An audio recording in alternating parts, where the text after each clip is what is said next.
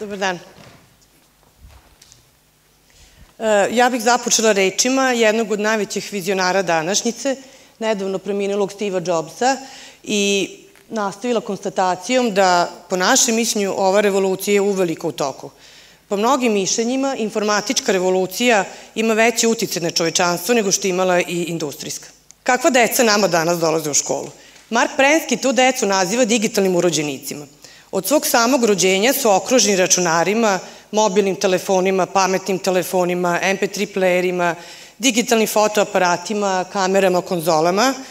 Oni pretražuju internet u potrazi za informacijama, preuzimaju muzike, slike sa interneta, postavljaju svoje snimke na internet, igraju video i Kinect igrice, umreženi su, tako jako brzo komuniciraju, sve manje pišu rukom, sve više ukucavaju tekst, navodno više čitaju nego ranije, ali čitaju sa ekrana televizora, ekrana mobilnog telefona, računara, čitaju brzo, površno, nelinearno i bez udubljivanja. Šta se dešava kad takav đak dođe u školu? Uglavnom ga dočeka jedan sveznajući nastavnik ili učitelj koji 70% vremena od časa provede tako što predaje lekciju, što iznosi činjenice i učenik jedini njegov posao je, tako da kažem, da te činjenice vrlo dobro zapamti i u datom trenutku kad se od njega očekuje, reprodukuje ih. Mi smatramo da nastavnik 21. veka mora da uzme u obzir kontekst i realan svet iz kojeg dete dolazi. Prilikom planiranja nastave treba, dakle, obratiti pažnju i voditi računa o tome da je svet realan, ono što dete donosi sa sobom u učionicu, da se treba potruditi da naša nastava bude relevantna, na prvom mestu za učenika, da bude autentična, vezana za stvaran život i da pokušamo da kod njih razvijemo unutrašnju motivaciju i želju za učenjem. To nije baš tako jako lako, kako kod nas, tako i u svetu. Dosta prosvetnih radnika ne uviđa sve prednosti upotrebe tehnologije u nastavi i postoje mnogi opravdani razlozi za to. Postoje mnoge spoljašnje i unutrašnje barijere. Na prvom mestu to su loša opremljenost škole, nedovoljna obuka nastavnika da koriste tehnologiju, podrška kao i strah od nepoznatog. Međutim, mi smatramo da koliko je prepreka, toliko je izazova. Koliko je izazova, toliko je inspiracije da se nešto promeni i učini. Osnovni kriterijum prilikom uvođenja tehnologije u nastavu je zadržati kritički stav. Znači, dobro razmisliti da li upotreba tehnologije u tom trenutku, u ovoj nastavnoj jedinici, u nekoj aktivnosti, da li zaista suštinski, funkcionalno doprinosi boljitku nastave ili je samo kozmetička promena, samo da deci bude zanimljivije. Kako odabrati u moru mogućnosti, alata i programa šta je to dobro, šta može da se promeni u školi? Po našem mišljenju, Web 2.0 alati su najpovoljniji. Kao što možete vidjeti, oni su već danas klasifikovani po kategorijama Bloomove taksonomije, međutim, mi smatramo da dva principa treba pratiti, princip jednostavnosti i funkcionalnosti. Dakle, on mora da ima svoje mesto, svoju funkciju i svrhu u nastavi i mora biti jednostavan, da bude i deci i nastavnicima jednostavan za upotrebu i naravno zanimljiv. Osim toga, Web 2.0 alati su iz još nekih razloga veoma pogodni da se koriste u nastavi. Na prvom mestu većina ih je besplatno, nije potrebno preuzimanje sa interneta i nikakva dodatna instalacija, znači sve se nalazi na serveru i korisnik bukvalno sa nekoliko klikova otvaranjem naloga može da radi sa njima šta hoće. Web 2.0 alati ne nude gotove sadržaje, oni nude uslužne platforme poput Wikispaces, YouTube-a i ostalih platformi, gde onaj od korisnika opet samo se očekuje da ubaci sadržaj koji želi da prikaže, da prezentuje i samim tim je veoma demokratičan.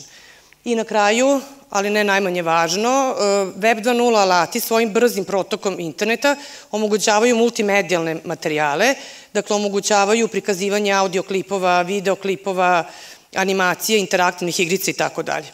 Konkretno u nastavi, upotrebom Web 2.0 alata, deca mogu da se povežu, da grade mreže i razvijaju sa drugom decom koja su geografski udaljene. Sarađujući, mogu da kreiraju nova znanja, dele svoja, uče od drugih.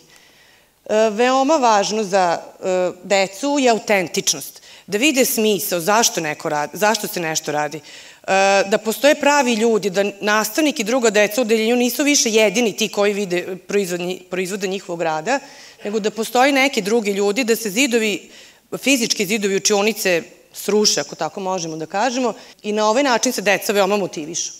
Deljenje znanja, već sam rekla, veoma bitno, pošto deca mogu da uče jedni od drugih, kao i da prikazuju svoje. I na kraju kreativnost je ono čemu treba da težimo, da deca zaista mogu da primene ono što uče, da pokažu šta znaju i da to nekom drugom demonstriraju. Uzevši sve ovo u obzir, dugo sam razmišljala kako sad to konkretno, sve to tako lepo u teoriji zanimljivo, međutim kako to konkretno sad dodati u učionicu i uraditi sa decom. Iskoristila sam moje lično poznanstvo sa Ljiljanom i sa Slavicom Gomilanović, učiteljicom iz jedne male seoske škole Đura Jakšić iz Oreškovice, to je jedno malo selo blizu Petrovca na Mlavi. I onda su mi dugo razmišljale kako to tehnologija suštinski može da pomogne našim đacima koji su tada bili drugi razred osnovne škole. Postavili smo sebi dva veoma bitna pitanja i odatle smo krenuli. Prvo pitanje je bilo šta se to u nastavi može zaista suštinski funkcionalno promeniti uz pomoć tehnologije. Tako da smo došli do ideje da, budući da smo na fizički dosta udaljenim krajevima bili Srbije, 200 km razlike između naših škola, tehnologija je zapravo jedini način da ta deca stupe u kontakt jedni sa drugima. Retko koje situacije bi se oni fizički mogli sresti, ovako tehnologija je bila u funkciji približavanja i upoznavanja ove dece. Drugo pitanje je bilo šta to deca iz jednog dela naše zemlje znaju bolje od drugih. U kojoj situaciji su deca ta koja znaju više od svojih nastavnika, od udžbenika, od odraslih, od roditelja, od predavača. I tako smo došli do ideje da obradimo nastavnu jedinicu Selo-grad u drugom razredu osnovne škole iz predmeta Svet oko nas, gde bi deca iz sela bili predavači, kreatori materijala koje će koristiti deca iz grada da bi učila o selu, a deca iz grada bi život u gradu predstavila njima. Ovde vidite koliko su naše škole različite. Nama je bila najzanimljivija činjenica da celo selo Oreškovica ima manje stanovnika nego naša urbana velika škola od đaka. Međutim, nas te razlike nikako nisu razdvojile, nisu nam bile prepreka, naprotiv, ta različita iskustva koja deca nose sa sobom, kao i zajednička želja da uz pomoć elektronskog učenja unapredimo nastavu, su nas bližila i sada će vam Ljilja pokazati kako je to izgledalo u praksi. Izvoli, Ljilja. Hvala. Ja sam učiteljica i znam da se nastava uz pomoć tehnologije može realizovati već u prvom razredu osnovne škole. Pre svega mislim na upotrebu računara i interneta koji su konačno postali dostupni našim školama i našim udžbenicima. Ja sam se povezala sa nekim učiteljicama koje slično misle i onda sam na nekim časovima u svojoj učionici tablu zamenila računarom, kredu tastaturom, a učenike stavila u situaciju da samostalno kreiraju nastavne sadržaje i čak da budu realizatori nastavnog procesa. Ovako smo učenicima omogućili da sarađuju, da istražuju, da dele informacije i izvore znanja, zatim da sarađuju i komuniciraju sa prostorno udaljenim učenicima, zapravo da smisleno uče, a pri tome kreiraju taj nastavni sadržaj koji će kasnije upotrebiti učenici iz partnerskog odeljenja. Moram da priznam da smo se i mi učitelji sada našli u jednoj zanimljivijoj i kreativnijoj ulozi organizatora nastavnog procesa, ne samo prenosioca informacija. Ovo je slika udžbenika iz koje uče dece drugog razreda osnovne škole. Mogla sam staviti primjeri bilo kojeg drugog udžbenika, jer oni svi sadrže samo sliku i tekst. Tekst je uglavnom kratak, to su neke neprecizne, nejasne informacije za rad, ilustracije često neprimerene deci i onda je svima jasno da takvi udžbenici ne odgovaraju onim digitalnim urođenicima sa početka priče. Mi smo im zato omogućili da uz pomoć računara kreiraju sami sadržaje iz kojih će učiti. Ti isti sadržaji sada su izgledali ovako. Njihov tekst dopunjen je originalnim fotografijama, zatim audio i video zapisima u kojima su oni sami govorili i snimali. Bili su u situaciji da one sadržaje koji njima najviše odgovaraju detaljnije istražuju i da ih onda primene. Veoma je važno i interesantno da znanja koje su na ovaj način učenici stekli, uvažavajući multimediju i sve prednosti koje ona donosi, bila trajnija od znanja koji su stekli iz udžbenika, a zbog njihove originalnosti i autentičnosti koristili su ih i drugi nastavnici kasnije u svom radu. Ovakvu nastavu prvo smo iskoristili u lingvističkoj radionici gde smo organizovali susrete i zajedničko učenje učenika prvog razreda, 4 osnovne škole sa različitih teritorija Republike Srbije, iz Oreškovice, iz Šapca, Bačke Palanke i Novog Sada. Zbog specifičnosti uzrasta učenika i njihove tada nedovoljne informatičke pismenosti, ulogu moderatora i organizatora, administratora zapravo svih aktivnosti imali su učitelji, a učenici su imali zadatak da samostalno ili uz pomoć svojih roditelja istražuju i iskustveno dolaze do saznanja o poreklu svojih imena, o značenjima nekih reči, o porodicama reči, o legendama i pričama kraja u kom žive. A onda smo iskoristili tehnologiju da bi rezultate teh njihovog istraživanja prezentovali svima.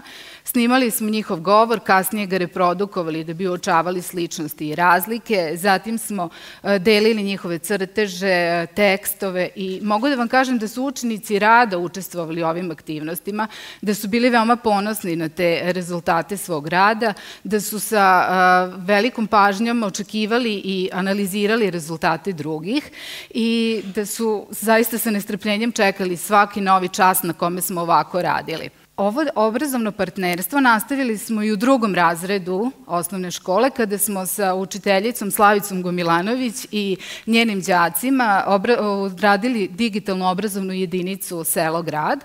Zapravo nastavne sadržaje iz teme Selo-grad realizovali smo preko sadržaja ovakve blog stranice gde su učenici pripremali materijale za učenje jedni drugima i prezentovali ih na uvid. Zapravo, deca sa sela, s grada, moji đaci, imali su zadatak da predstave Novi Sad, svoj grad, njegove značajne građevine, saobraćaj, delatnosti ljudi, svoje kućne ljubimce, a na stranici seoske škole našli su se filmovi i slike o životu sa sela, o zanimanjima ljudi, o domaćim životinjama.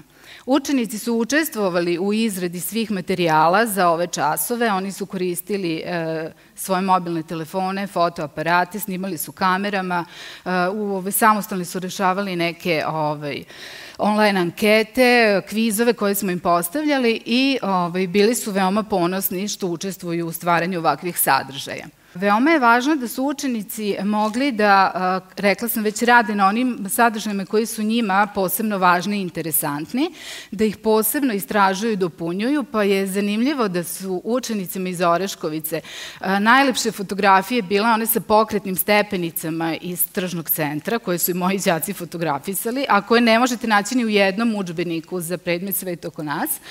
Pa smo ih kada su došli ovde u Oreškovicu vodili da se malo vozaju tim stepenicama, a moji đaci su bili oduševljeni poljoprivrednim mašinama i domaćim životinjama. Neki od njih nisu znali uopšte šta je to vuna i bili su veoma iznenađeni kada su videli ko je vunovlačar i šta on zapravo radi i prilikom posete Oreškovici koja je proizašla iz ovog obrazovnog partnerstva, prvi put su i videli ovcu uživo. Zbog autentičnosti ovog materijala i njegove kreativnosti koristile su ga i sve učiteljice u mojoj školi kada su predavale slične sadržaje u različitim razredima. Ovo obrazovno partnerstvo nastavili smo i u 3. razredu sa istom učiteljicom i istim odeljenjem. Želeli smo zapravo sada da učenicima izvori informacija budu ljudi stručnjaci za određenu oblast, njihovi roditelji, kao i oni sami prenoseći svoje znanje i iskustva jedni drugima. Smatrali smo da oni sada mogu da budu ne samo kreatori sadržaja, nego čak i realizatori nastavnog procesa, pa smo im dali zadatak da prilikom posete određenom zanatliji prikupe materijal koji će kasnije iskoristiti da samostalno realizuju časove iz 4 nastavna predmeta: srpskog jezika, prirode i društva, narodne tradicije i muzičke kulture. Podelili smo ih na timove, svaki tim se bavi određenim zanatom kroz različite zadatke. U okviru jednog odeljenja obradili smo 3 zanata karakteristična za gradsku sredinu, to su poslastičar, knjigovezac i voskar, a u druga obrazovna ekipa, tako da kažem, bavila se zanatima koji su karakteristični za selo, to su kovač, korpar i vunovlačar. Veoma je važno da je ova treća vrsta interakcije, odnosno razmena gotovih materijala, mogla da se ostvari jedino upotrebom tehnologije i učenici su komunicirali SMS porukama, razmenom mailova i video chatom, što mi je bilo veoma zanimljivo. A materijal koji je kreiran pri takvom učenju izgledao je ovako. Za svaki tim smo organizovali Wiki web stranicu gde su učenici postavili produkte svog rada. To je zapravo bio audio zapis govorne vežbe o zanatliji na osnovu materijala koji su oni dobili iz intervjua prilikom posete zanatliji. Na osnovu fotografije koje su tada snimili, napravili su fotopriču koja govori o procesu izrade određenog predmeta. Zatim su od tog zanatlije uzeli materijal koji su ispitivali njegove osobine i snimali oglede koje su izvodili u učionici, pa smo dobili digitalni film o osobinama materijala, a na času muzičke kulture snimili su jednu reklamu koja promoviše proizvode zanatlije koga su oni upoznali. Na ovaj način učenici su na veoma lak i zanimljiv, njima interesantan način rada upoznali ove za njih teške sadržaje, posebno osobine materijala sa kojima se borimo u drugom, trećem pa i četvrtom razredu osnovne škole, a sa druge strane mi smo dobili sadržaje koji zaista mogu da se koriste dalje u nastavi. Da ovakva nastava odgovara učenicima svedoče razmišljanja mojih malih, a priznaćete velikih đaka, koji kažu da uz pomoć računara su uspeli da naprave fotopriču, da su saznali šta je to vunovlačar, da su snimali glas sami, da su naučili lako osobine materijala, da su upoznali nove drugare i ono što je posebno važno, uz pomoć računara bilo je zabavno u školi i njima, a i nama učiteljima. I sada ćemo završiti našu prezentaciju takođe sa citatom jednog od velikana iz oblasti tehnologije sa konstatacijom da je računar samo alat. Ono šta će se sa njim uraditi, koliko će biti dobar ili loš u nastavi, najviše zavisi od ljudskog faktora, od učitelja, nastavnika i ljubavi koju uloži u svoju nastavu i svoje đake. Hvala vam.